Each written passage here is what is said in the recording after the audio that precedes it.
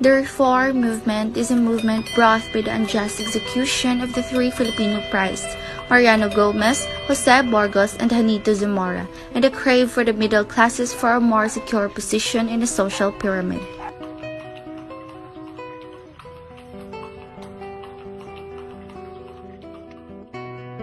The movement has no clamor for independence. It only aims for the assimilation of the Philippines to Spain, to make the Philippines a province of Spain, so that the Filipinos would become Spanish citizens, would be represented in the Spanish Cortes to be able to participate in the making of laws that may benefit the country. And that goal has to be attained by peaceful means using the power of words.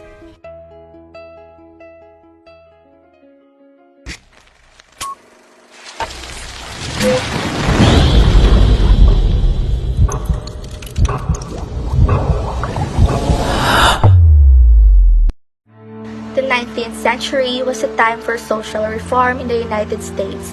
Some historians have even labeled the period from 1830 to 1850 as the Age of Reform. Women in particular played a major role in these changes.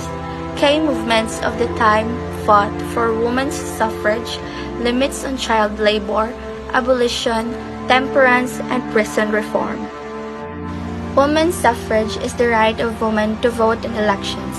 Beginning in the mid-19th century, aside from the work being done by women for broad-based economic and political equality and for social reforms, women sought to change voting laws to allow them to vote. National and international organizations formed to coordinate efforts toward that objectives, especially the International Women's Suffrage Alliance, as well as for equal civil rights for women. Child labor has existed to varying extents throughout history. During the 19th and early 20th centuries, many children aged 5 to 14 years old from poorer families worked in Western nations and their colonies alike. These children mainly worked in agriculture, home-based assembly operations, factories, mining, and services such as new boys. Some worked night shifts lasting 12 hours. With the rise of household income, availability of schools, and passage of child labor laws, the incidence rates of child labor fell. Abolitionism, or the abolitionist movement, was the movement to end slavery. In Western Europe and the Americas, abolitionism was a historic movement that sought to end the Atlantic slave trade and liberate the enslaved people.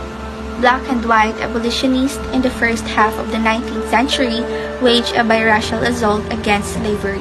Their efforts proved to be extremely effective. Abolitionists focused attention on slavery and made it difficult to ignore. They heightened the rift that had threatened to destroy the unity of the nation even as early as the Constitutional Convention. The temperance movement is a social movement against the consumption of alcoholic beverages. Participants in the movement typically criticize alcohol intoxication or promote complete abstinence from alcohol, and its leaders emphasize alcohol's negative effects on people's health, personalities, and family lives. The movement promotes alcohol education, and it also demands the passage of new laws against the sale of alcohol, either regulations on the availability of alcohol or the complete prohibition of it. During the 19th and early 20th centuries, the temperance movement became prominent in many countries, particularly in English-speaking and Scandinavian ones, and it eventually led to national prohibitions in Canada, in Norway, and in the United States, as well as provincial prohibitions in India. A number of temperance organizations exist that promote temperance, and that totalism is a virtue. Prison reform has had a long history in the United States, beginning with the construction of the nation's first prisons from the time of the earliest prisons in the United States.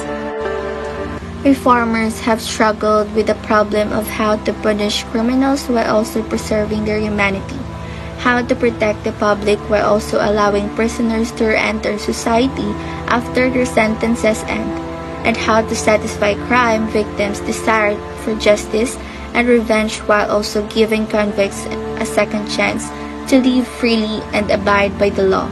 Although experts have long agreed that many criminals should be punished by imprisonment, they have differing ideas about which crimes merit imprisonment, what length sentences should be, and how inmates should be treated.